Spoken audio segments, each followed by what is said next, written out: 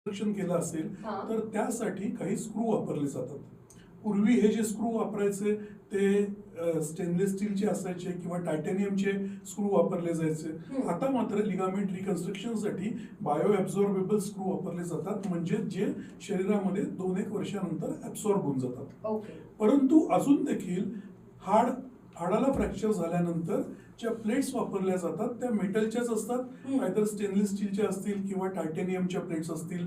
परंतु त्या प्लेट्स जर का पेशंटच्या गुडघ्याच्या भोवती असतील तर अशा पेशंटच्या बाबतीमध्ये गुडघा झिजल्यानंतर जेव्हा नी रिप्लेसमेंट सर्जरी करायची वेळ येते त्यावेळेला ते प्लेट स्क्रू किंवा तो रॉड ह्या कृत्रिम सांध्याच्या रोपणामध्ये किंवा कृत्रिम सांधे रोपण शस्त्रक्रियेमध्ये व्यत्यय आणणार नाही ना, किंवा त्यांचा कुठल्या प्रकारे अडचण होणार नाही ना, हे बघावं लागतं.